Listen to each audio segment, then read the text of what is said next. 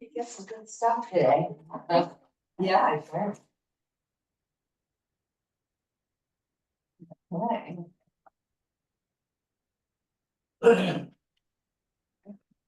Well,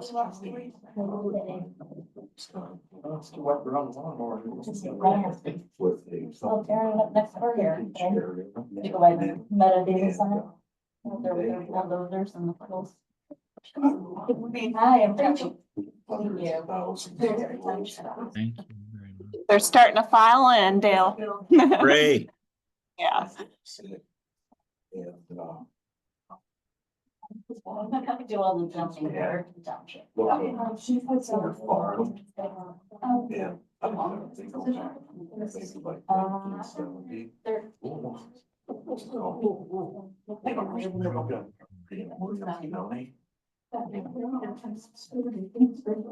No, I worked up. There's some. Yeah. Yeah. The boundaries. So Yeah, this is the farm. Okay, and this is some. haven't recognized. In the back. Yeah. There's these restaurants here. Oh, well, where's, in that. In the. There. And there it is.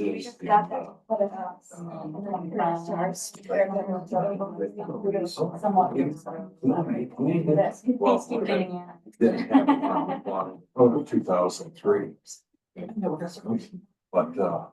But it's kind of fun to. Not in practice. Go in. So we just wait, we'll see that it goes well today, but it should. Farms.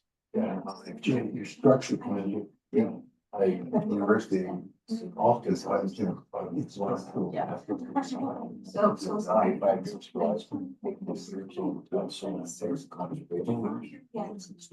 All of them. Constructional design, that's the problem. Oh, no, I don't. I was in there one. Yes. So right with Yeah. But you can. And that was just this last week. Okay. Vintage, all right. Whatever you call it. Yeah. But the thing, the deal with the, actually, also public body also sometimes, actually content. But if you know it's right there, it's the thing, they don't have. I mean, It's all part of the first time. But the bigger part was all the. How do you use their website? Oh. I have to look. It's on. They excited. People at this table, people at this table, people at this table, they're all doing. Yeah. And you're sharing responsibility. We'll give it just another minute here and let Sure. anybody. Where are you headed to today? Oh, gosh, I am, have to be in Columbus right after this with Mid-Ohio Regional Planning. They're putting together their energy plan for the 14 county area that they serve. I'm going to be with a group of farmers in South Central Ohio about a transmission line project going through their farms that they just found out about and want to know what's going on. And then I'm going to be with another group of farmers who were notified that a water company is going to be doing test wells and they're going to be building basically a water tower and doing a number of particular things there. And so that's just today. They're keeping you busy at Farm Bureau, aren't they? Well, it's been fun. Yes, they are, but a lot of things are happening. It's just like, boom. Yeah. Yeah. And you just basically helped me warm up because that's on my first slide. You'll see a number of things. We'll give you a practice run through this morning. Okay, great. All right, I will go ahead and get started. Thank you for joining us. I am Kayla Richards. I am the Industry Relations and Business Development Specialist here at CIFT. Just wanted to say a few things about CIFT for anyone that is new here. Ohio MEP is part of a nationwide public-private partnership with centers in all 50 states and Puerto Rico, dedicating to serving small and medium-sized manufacturers. CIFT is one of the 6 center affiliates in the state of Ohio. Our vision is to be a partner in solutions and innovation for food, manufacturing, and agribusiness. We work to achieve this vision through a unique blend of direct services, a membership consortium made up of leading companies in the food space, and a vast network of resources and other partnerships. Our goal is to increase competitiveness and growth in Northwest Ohio and throughout the state. This agribusiness forum helps that mission by highlighting trends, new innovation, and more. Today, we are really excited to have Dale Arnold.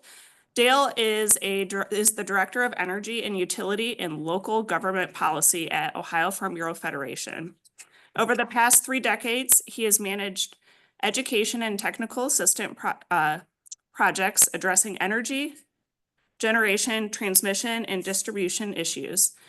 These efforts include regulatory power sidings, pipeline and transmission line easements, oil and gas exploration, carbon credit markets, and wind and solar energy, utility interconnection, and smart grid projects. So if you thought you were busy, look at Dale's line of work.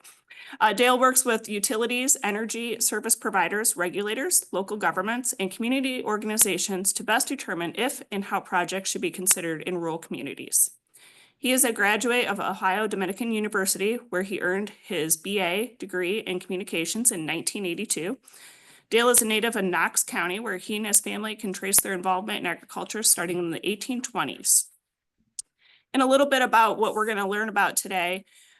We're going to discuss farm and agribusiness leadership positions and energy development. Ohio and nation's energy infrastructure are undergoing the greatest period of transformation since power generation, transmission, and distribution projects were first established almost a century ago. Rules and regulations governing projects are in a constant state of flux. Meanwhile, farmers and agribusiness owners are asked to accommodate this complex energy development projects directly on their property or in their immediate neighborhoods. The presentation will explore the types of energy projects, their size and jurisdiction authority, and the options, easements, and leases being used in the power siting. In short, no one should feel compelled to quickly sign an agreement on the hood of their pickup truck. Let's welcome Dale. Well, thank you, Kayla. Thanks, everybody. I'm glad to be here. You can see my slide, and I'm going to tell you this. This is the start of a conversation. This is my contact information, my phone number, my email address.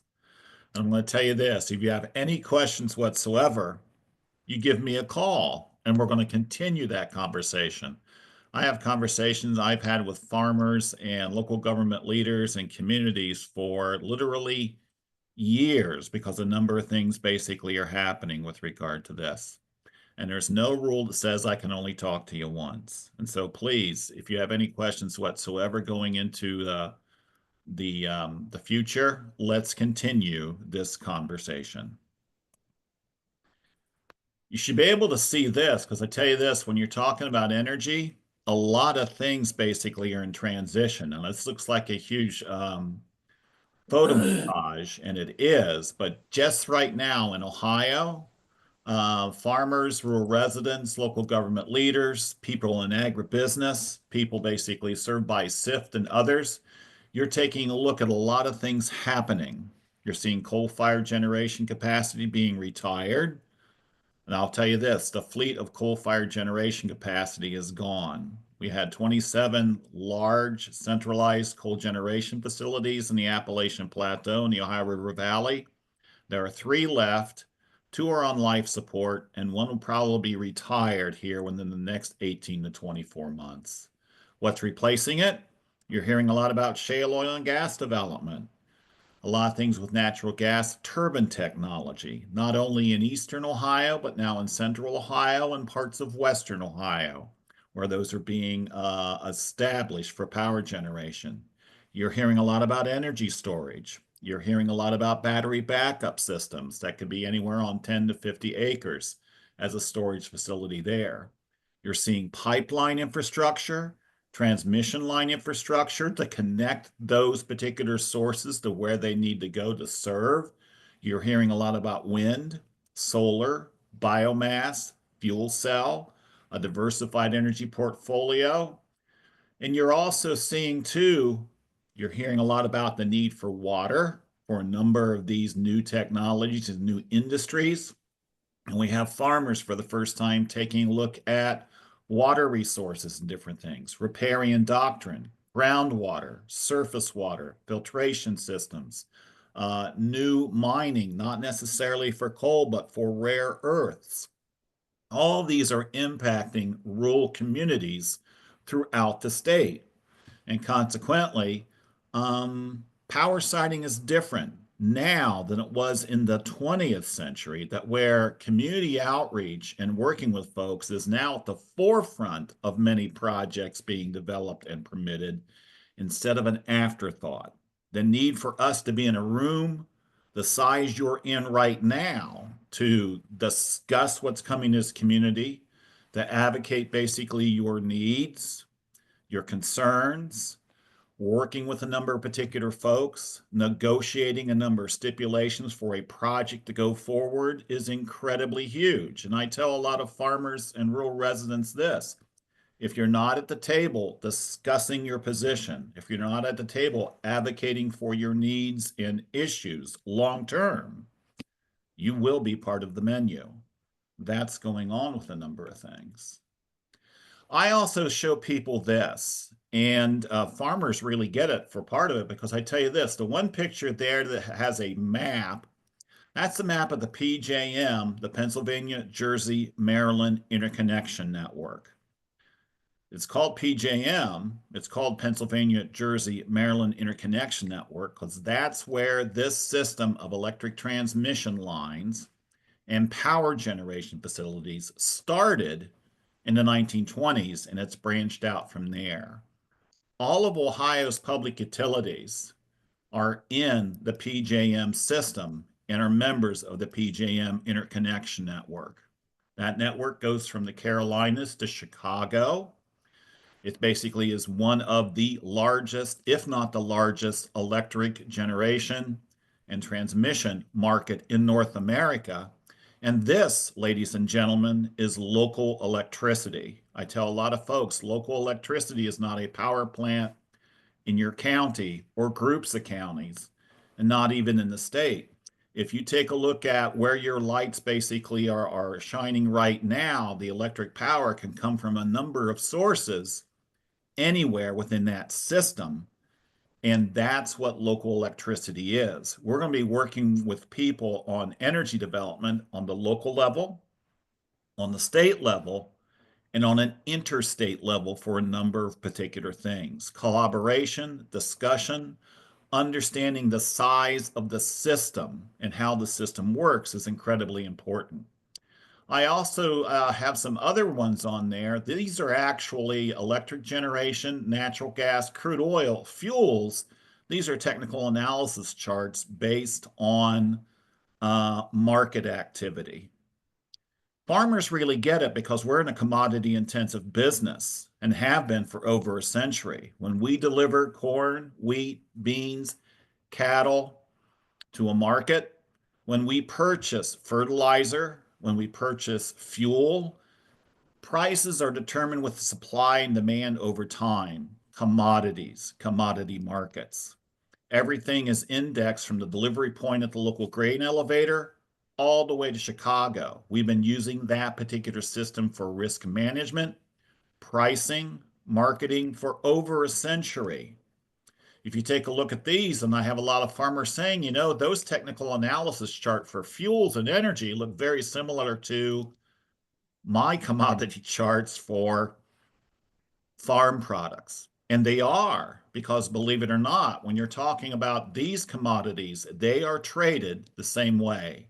Calls, puts, collars, futures contracts, delivery points, everything indexed to the New York Mercantile Exchange, where they've been traded for over a century too.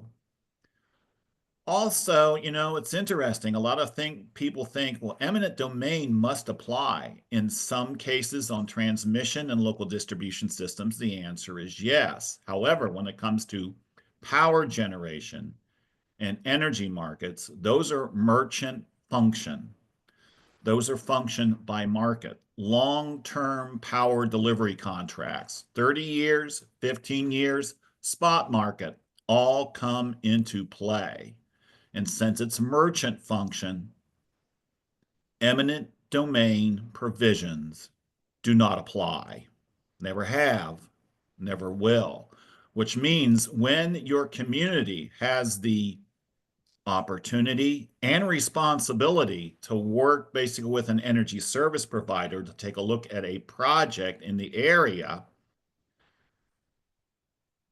your ability to negotiate a number of key provisions, your ability to make sure quality of life issues basically are addressed, your ability to be a strategic partner in a number of things is much better than you think. Welcome to power siting and development in the 21st century. Things you need to think about, questions you need to think about when it comes to some of these particular projects coming to your community. Transferability. You know, solar technology and wind technology, believe it or not, are easily upgradable. And they are transferable. They are bought and sold to energy service providers on a very frequent basis. Understanding how they are upgradable, switching out of solar panels in 7 to 10 years from a racking system, increasing megawatt capacity generation, putting battery backup and energy storage systems in conjunction with those, substation infrastructure rebuilds. Many of the technology you're seeing are going to be upgradable over the years. How does that impact the community? What is the benefit for the company? What is the benefit for the community with regard to that? When you sell those particular projects from one service provider to another, please remember this. Whatever agreements basically were struck and signed at the initial onset of those projects remain totally in force by state and federal law. And in many cases, your only real opportunity to negotiate a number of key things is during that time. Even though these are highly transferable, even though basically they can change and be upgraded, your ability to negotiate might not follow those upgrades. I want you to also think of this. The immediate now time frame for many energy service projects is a 30-year time block. They are thinking out that far. Farmers, rural residents, local governments, communities need to think out that far too as a minimum. 30 years and more is the time block. Eminent domain, I've explained that with transmission and local distribution systems, which are still owned by your public utility, and rightfully so. Eminent domain, convenience, public need, necessity is still basically one of the groups of laws and different things governing their development. However, as I said before, many of these are merchant function. You need to ask service providers, is this a merchant function project? Does eminent domain apply? And they need to honestly tell you. And if not, your responsibility and your opportunity to discuss a number of key things going forward, basically, are huge. I tell a lot of people this under merchant function. If they tell you, oh no, we can't do that, haven't been able to do that with a lot of folks and different things, 2 words to remember in that conversation: meeting over. Because you have a seat at the table, and if it's a merchant function process, you have the responsibility and opportunity to make sure that particular system, that particular business benefits your community, local, state, interstate. Many times too, you'll be working with a land or a field agent. Many of these particular companies do not have real estate procurement or land procurement or leasing folks on their staff and will subcontract that out to a field agent. Field agents and things have been used in Ohio for different types of energy development for over a century. Nothing wrong with regard to that. They've served our communities and they've served energy service providers during that particular time. A very honorable profession. However, you also need to understand that you always have the right, if you're not getting answers or information or need additional information that a field agent cannot or doesn't have the ability to give you, you always have the right to talk to, negotiate, address a vested representative, a direct employee of the energy service company that you are working with. So you always have that ability too. Other things, types of projects, you're going to see generation, and these are large, intermediate, smaller scale. You're going to see transmission projects anywhere from 720 kilovolts down to 36 kilovolts, different sizes, different scopes, different right-of-ways, different needs across a particular area. Understanding that is huge. Storage and sequestration. You're hearing a lot about that. Battery backup systems on 10 to 50 acres. We have a number of those in Ohio right now. You're hearing a lot about sequestration projects with carbon. You're hearing about hydrogen production. And as a matter of fact, Ohio is a storage state. And just south of you, you have huge geologic storage fields owned by a number of pipeline and gas utility systems that for over a century, natural gas has been marketed and has been transported via pipeline. It's been going into a subsurface, basically, storage field, either limestone or sandstone at around 5,000 feet deep. You're just north of the Wellington storage field that has service for over a century. And many of those systems that have worked well are being expanded. I'm working with a number of farmers, one just 25 minutes south of where you're sitting now, who are being approached about contracts on those types of systems. Distribution networks. Your local utility, be it a cooperative, be it an investor-owned, be it a municipal, is in charge, care, maintenance, upkeep, service, ownership of your local distribution network. Those are all being upgraded. Many of you are getting meters basically that are no longer an analog system measuring electricity coming in to your location or your home, farm, or business, but it's actually a two-way communication device. It works both ways. Many of you are going to be asked to take a look at products and services that have VG chips that you can sit in your office, your home on a kitchen counter with a laptop, and based on what you need with regard to energy that day for electricity and different things, you can program your appliances, your technology, your infrastructure for the loads and services you need to do that day. Is that rather new? For some folks it is, but for many of us, we've had that opportunity and will continue to see that for the last 7 to 10 years. Many of the investor-owned utilities have already done that switch out, and you're going to find out when it comes to electric generation rates, the responsibility for controlling those costs are shifting, not necessarily to the utility, but for us who have that technology at our home, our farm, and our business. And in many cases, how we use that technology is going to basically a key on how we control our energy costs going forward. Project size. We have all sorts of shape and sizes on projects happening, especially where you're sitting right now. I worked with farmers within an hour's distance from where you are sitting on all different sizes of projects and understanding how they work, their jurisdictional authority, questions they need to ask to incorporate or accommodate infrastructure on their properties. Utility scale. That starts at 50 megawatts or above. It's basically can serve a number of customers, not only in the local area, but through the PJM system.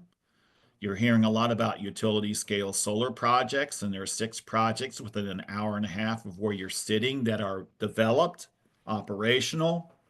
being permitted and being constructed. You're seeing the same thing with wind.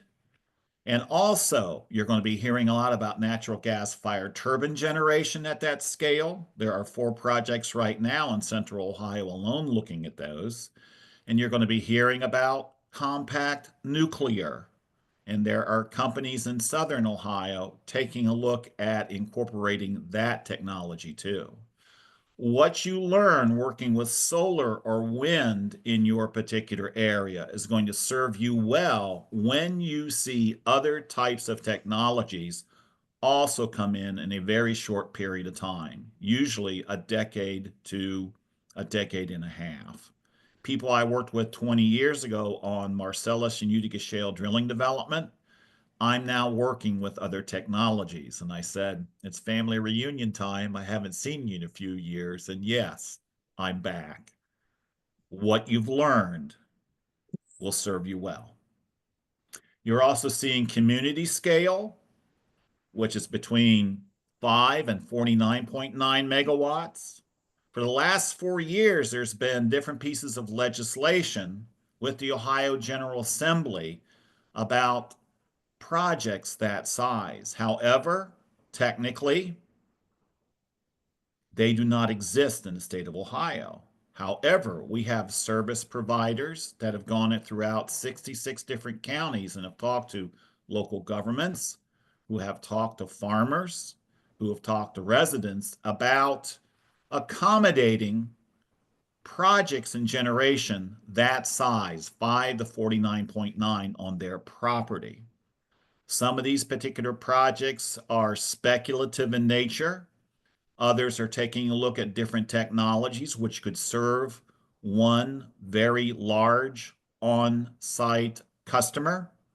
A number of things are happening. You're hearing a lot, and it is legal basically to take a look at and negotiate leasing and easement agreements with this. But until you see the Ohio General Assembly take a look at the technical requirements, the customer requirements with regard to those things, and a number of other issues that need to be addressed on power siting at that level, you're still going to be talking and discussing. Stay tuned for further developments. On site, we have over 50,000 folks who invested in rooftop and small solar, wind, natural gas fired turbine generation, diesel gensets on their property that serve their particular location as a competitive feature to control their energy generation costs. They have a backup system in case of a power failure. And those particular systems, those particular products and services continue to expand. Understanding that you need to have a local interconnection agreement with your public utility as part of the process with regard to that is huge. Those particular agreements are also governed by the Public Utilities Commission as a tariff. Safety, provisions, negotiation, service contracts going forward are all part and parcel of those. They are all designed based on the unique needs of the particular customer or location. You're not going to find an off-the-rack system at Walmart or Lowe's to accommodate those particular needs. They are still going to be made and tailor-made and be custom designed to fulfill very particular needs and requirements of a very particular individual customer. Jurisdictional authority. Depending on the size, you'll have the opportunities to work with the Federal Energy Regulatory Commission, the North American Electric Reliability Council, and PJM Interconnection on a number of particular systems, especially at utility scale. State commerce and different things, we're rather unique in Ohio. Under the Public Utilities Commission of Ohio, we have the Ohio Power Siting Board.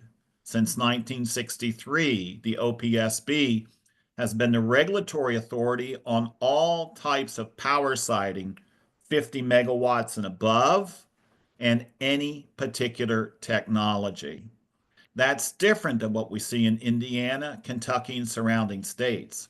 While many of our friends and neighbors in those states have to work with several different local and state regulatory authorities on power siting, in Ohio since 1963, we have one.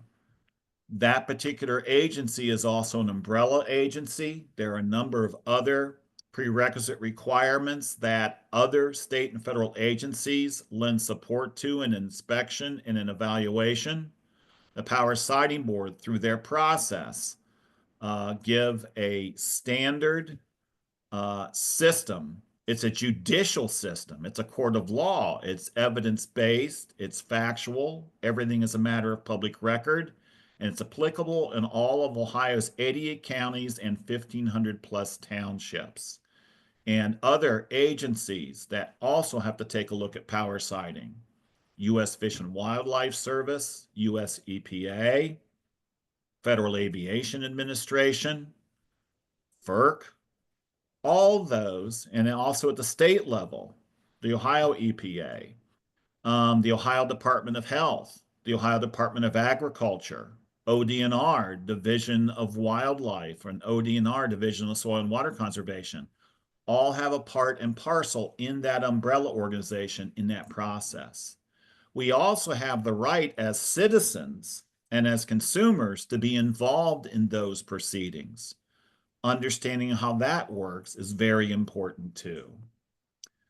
Local government, they also have that ability. Believe it or not, township trustees, with the passage of 501 several years ago, if they have zoning, have the ability to put power siting guidelines and things for projects between 5 and 49.9 megawatts. They are the power siting authority.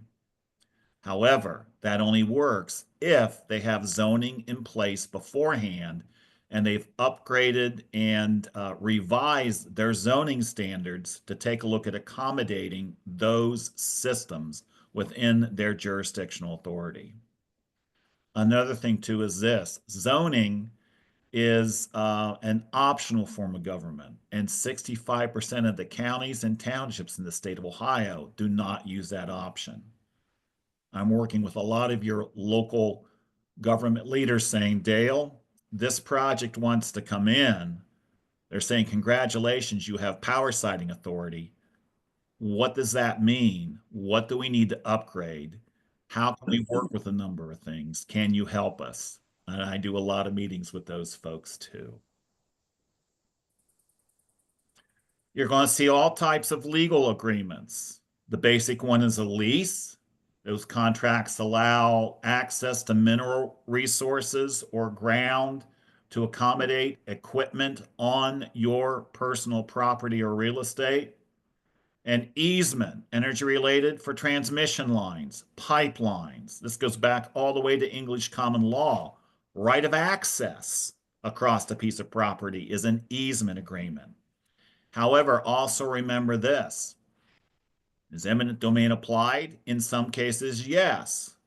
Those landowners have the opportunity and responsibility to listen and find out how those particular processes work. And they also need to understand that an easement only covers the right of access across the property. Everything else, how your property is treated, soil and water protection, subsurface field tile protection, repair, ingress, egress, access lanes across property, are all still highly negotiable. Surface and land use agreements. You're hearing a lot about carbon sequestration, and I've talked to some folks saying that's just like an oil and gas lease. No, it's not. It's not even an oil and gas lease on steroids. When you're taking a look at the technologies involved in carbon sequestration and a US EPA approved Class 6 injection well, those particular agreements accommodating this particular type of project in a community or on open farm ground are going to be partly leases, partly surface agreements, partially easements, and other types of legal forms accommodating things in perpetuity. I tell a lot of farmers, you need to take a look at a number of these. Is carbon sequestration basically legal in Ohio? It's being evaluated, it's being looked at, but legally it does not exist yet. There's a lot of companies speculatively going out and talking to local governments, communities, and farmers about signing agreements today to accommodate this infrastructure when it comes onto Ohio's books.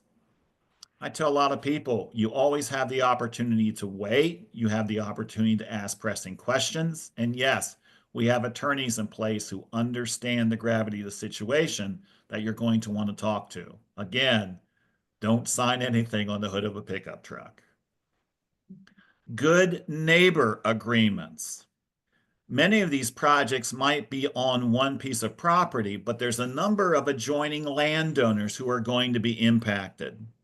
Many energy service providers will also have agreements with adjoining landowners on accommodating that infrastructure in the neighborhood. Those particular agreements are also valid contracts. They will last a number of years and they will transfer at sale of the property from one person to another. They need to be carefully negotiated. They need to be carefully listed as a matter of record at the county recorder's office, just the same as leases, easements, and other energy documents. And I still would not sign one of those on the hood of a pickup truck either. A number of things need to be evaluated. Construction requirements. As I said, the Ohio Power Siting Board takes a look at design, construction, inspection, and enforcement. Many service providers, many of the construction companies they contract to create their facility, if and when it has been approved and chartered and permitted by the Power Siting Board, still have to work with a number of state and federal agencies. All construction permits have to have their appropriate permits with the DNR, the U.S. Fish and Wildlife Service, the U.S. Army Corps of Engineers, the EPA, NDPES, rainwater control permits and different things for runoff. USDA, NRCS conservation practices are all protected as surface practices with regard to that and need to be preserved and in many cases avoided by construction. You're going to need to take a look at dust control, noise control procedures when construction is going on. Your county engineer is going to have a crucial responsibility for road use maintenance agreements, traffic management plans, ingress, egress, key roads at a county and township level, which will be upgraded at the expense of the company and be used basically for this traffic. Ingress and egress locations on your property. Where can they come on? Where do they need to go basically off? Protections on soil characteristics, water management, subsurface drainage, CRP, ability for fencing, farm equipment access during and post-construction, labor, transport, and things that you basically have to do to accommodate your operations when they basically are on your property under construction are highly negotiable. Many people are finding out that this lease or easement or surface agreement, many companies will talk about, here's the settlement offer. Let's talk about money. Well, that's great, but let's also talk about the work order. That's also part of this legal agreement. How are my resources going to be protected? Setbacks, repair, construction, monitoring, decommissioning, long-term during the entire life of the particular project. Many landowners are finding out those agreements are part of these two. And oh, by the way, when we talk about those and we talk about those responsibilities, There's no such thing as a group agreement accommodating infrastructure on property. Transmission lines, pipelines, solar projects, other types of energy development projects might encompass several different landowners and a number of acres. However, there's no such thing as a group easement or a group agreement. These are all individual agreements between an individual landowner and a company. And again, if they tell you as you're negotiating a number of key provisions on your property to protect it, oh, we can't do that. Nobody's getting that. 2 words to remember: meeting over. These are all individual agreements. They will all be listed and attached to your property at the county recorder's office as a matter of public record and will be transferable. I'm working with a lot of local banks who are looking at these and saying, you know, if we're going to be using that property basically as collateral on a production loan, or if we have someone who wants to buy that property and we're doing a title search, we're taking a lot of careful scrutiny in reading those agreements. Agreements that are properly negotiated actually maintain and in some cases enhance the income potential of the property. They have to be carefully negotiated, and others do not. And I've talked to a number of bankers and I do training with them, then they're saying, if this is structured well, there's not going to be any problem or risk management in doing a loan financing that property. And if not, we might not touch it. Responsibilities for those negotiations are very much on the landowner today, and they need to take that into consideration. You also have the opportunity to deem when repair and remediation is complete. Many companies say, well, after 36 months, we don't have to worry about it. But you do. I can show you places where a pipeline went through 30 years ago, and you can still see it because of soil damage. You have the ability to negotiate and deem when repair and remediation is complete. And I tell farmers this: take a look at the ground at the right and left of the project until the corn, wheat, beans, hay in tons per acre, quality of grazing for animal husbandry is the same there as it is to the right and to the left. Remediation is not complete, and you have the right to have the company make repairs and constructive strategies until it does. Agrivoltaics, you're hearing a lot about that with regard to solar. And yes, I and Roger High have been working on those for a number of years. Some companies are working extremely well, and others, agrivoltaics is a buzzword. Farmers need to explore that carefully. Animal husbandry, the ability to take equipment up and down between rows, access lanes, turnaround lanes, controlled fencing, locations for paddocks, water, access to markets for the products, basically, be it in animal husbandry, grain production, fruit and vegetable production, basically, need to be readily available. Transportation for those products and services, labor. Farmers need to take a look at a number of particular things. Many young farmers who are looking for a way into agriculture are seeing that as an opportunity for attention to detail. Many are looking at and talking with farmers about agrivoltaic agreements and wanting to take a look at doing that in agriculture. Other folks who are doing programs and services for farmers right now in agronomy are looking at, we're doing this on large scale fields. We need to explore what kind of equipment we need, what kind of services we need to do to accommodate things in that area. Many see it as a detriment to their current business model, and others are seeing that as a potential opportunity because those needs and services need to be tailor-made for those operations too. Stay tuned on agrivoltaics. A number of things are happening, and we need to be involved in the discussion going forward. Almost done here, because I'm going to tell you this. Congratulations, welcome aboard. You guys are very much involved in energy development going forward. In a room the size you're in right now, you could be in a short period of time working with a number of folks on taking a look at a project or creating plans to accommodate energy infrastructure in some way, shape, or form in your community. Developers are seeking open rural areas to accommodate generation, transmission, storage, and sequestration projects.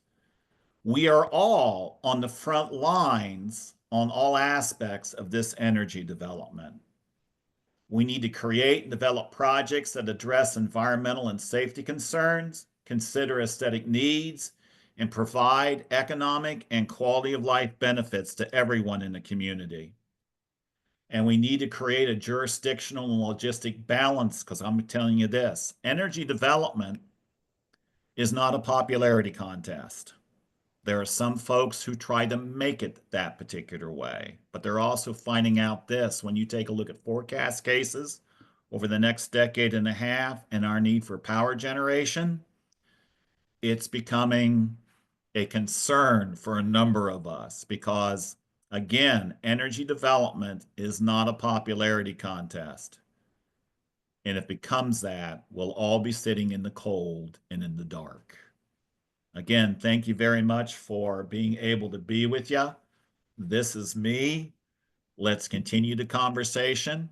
And do you have any questions?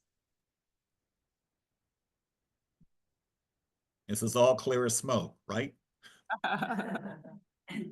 I've got one, is it a utility project that's in Northwest Ohio up in, I think it's in either Williams County or the county below that. Is that a utility power project that's solar?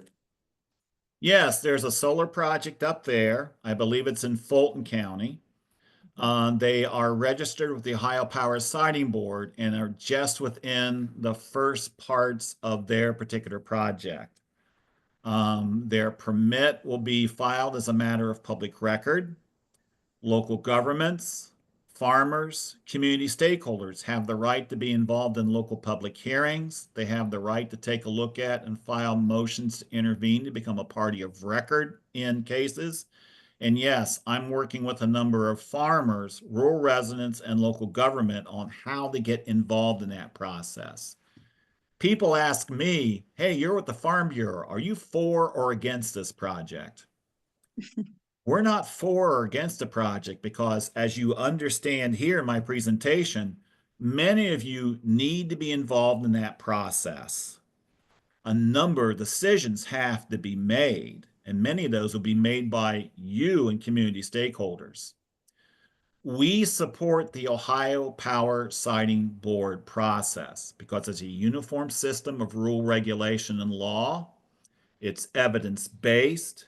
It follows a judicial procedure, and it's my particular job, and I enjoy my job, in helping people with all positions, issues, and concerns to get involved in that process to have a seat at the table. Our leadership in position in Farm Bureau is this. We have people on both sides of this issue.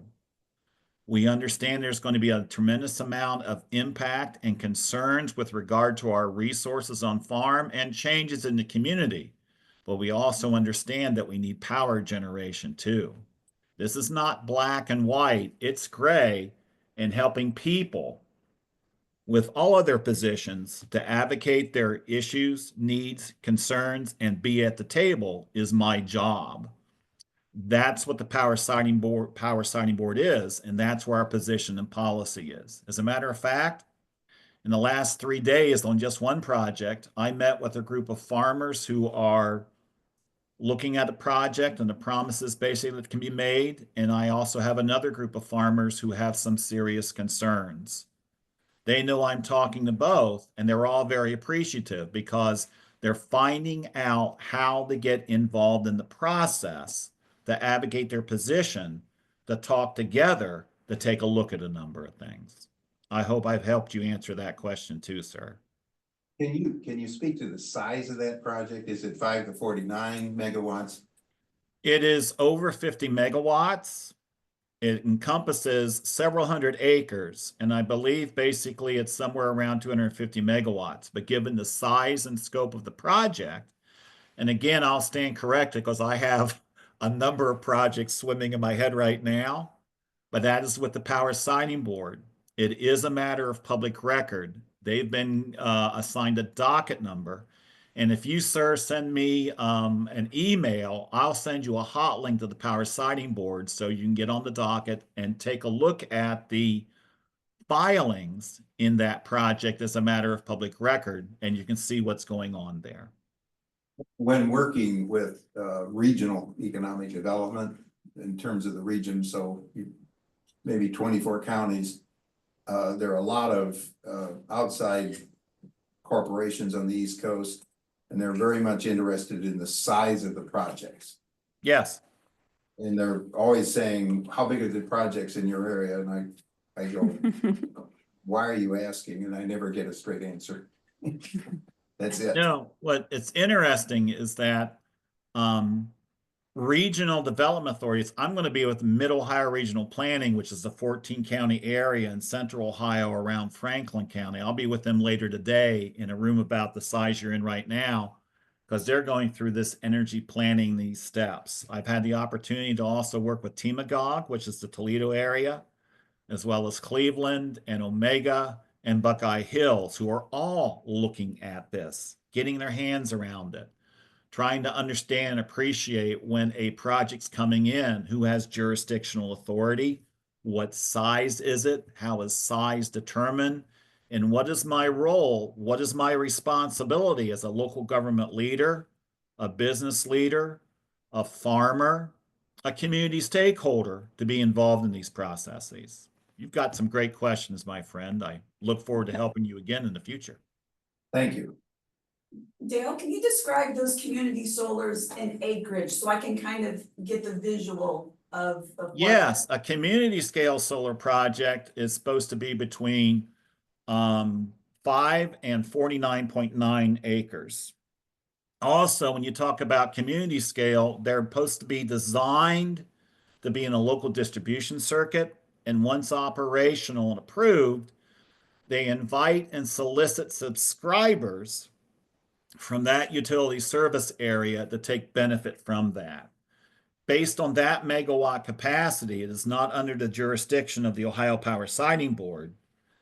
It's being seen as, under House Bill 510 provisions, the Power Siting Authority will be township and county governments that have zoning authority, and they'll be anywhere between a low of 10 acres to 320 acres in size, depending on their megawatt capacity.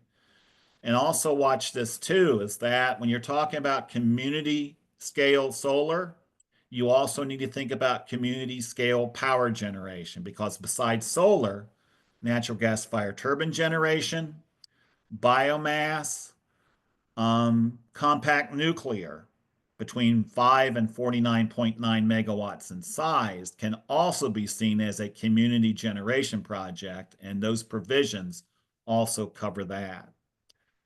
A lot of unexplored territory there. I've already worked with a number of your counties and county township associations with townships within an hour's drive of where you're sitting now over the last 2 years, helping you get information, materials, training. I work very closely with Heidi Fout with the Ohio Townships Association and with the County Commissioners Association of Ohio as they are coming up to speed, understanding their new responsibilities and how they need to be able to do this to make a number of decisions at the local level. I hope I've helped answer your question there too. Dale, there's a solar project going on in Williams County, just east of Montpelier. Do you know the size of that project? If I understand correctly, because yeah, there's a utility scale project and there's also that one too.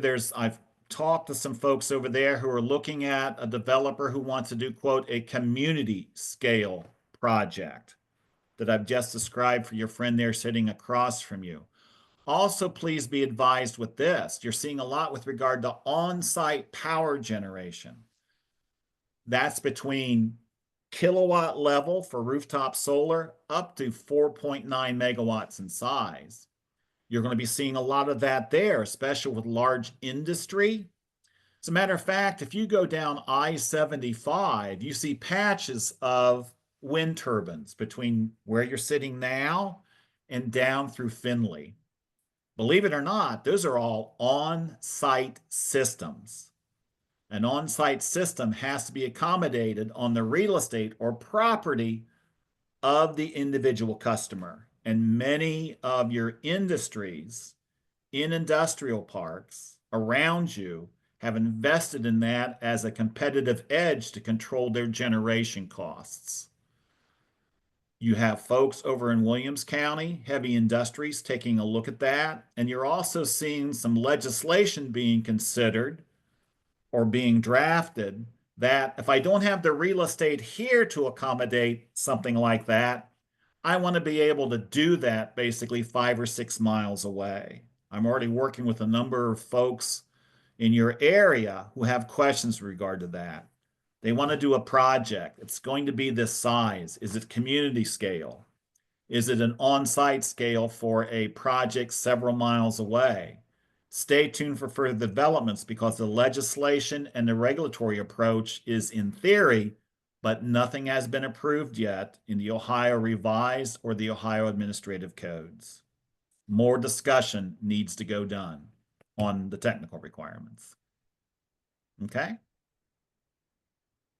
I've got one more question, Dale. Sure. This is more, it's not a popularity contest, okay, it's kind of in this field. In trying to engage with townships and county commissioners, I'm finding that in trying to get a conversation about what is going on, so that's my field of research, right? So what I'm looking for is community projects. Are they thinking in a community manner? Because rather than just large on site, especially with the grid being available in this area, in Northwest Ohio, there's grids available. What I get from townships, actually from commissioners, is we're not in the power business. I'm a commissioner, but our county is not in the power business, and no end of discussion. Okay, do you find that that's kind of common because there isn't seem to be an understanding of the need for power across the United States? Yeah. Well, God bless your county commissioners and township trustees. I can understand and appreciate where they're at, because on one thing, yes, you have a number of energy service providers who are looking at that type of technology, either large on-site or especially community scale solar. And for many of them, they've been getting kind of surprised that they now have power siting authority. And when they take a look at all the steps that need to be done, they're also concerned because they're saying, if I don't do this right, do I have a second bite at the apple? And the answer is no, because once you basically make an agreement, it's etched in stone. Many of them basically are thinking this, well, you know, this is so complex and different things. I'm involved in other things in local government. I'm going to concentrate on those, and in many cases, rightfully so. If we're talking about power generation and we're talking about power siting, I need to know more about that, and I'm not going to make a decision rashly or until I see a number of things or until I see more clarification in the Ohio Revised Code and the Ohio Administrative Code. Because also remember this, your county and township do not have home rule authority. They have authority given to them through the Ohio General Assembly in the Ohio Revised and Administrative Code. And so that's also a factor they need to take a look at. And many of them are going, I'm very concerned about this. I do have some people basically pressuring me to make a decision now.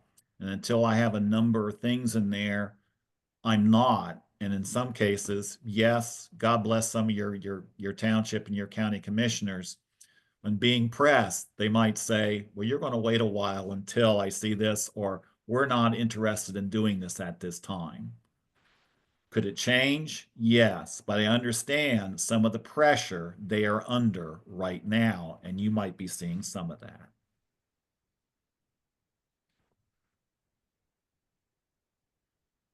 Do we have any other? Go ahead. No, I was going to say, Kayla, any other questions?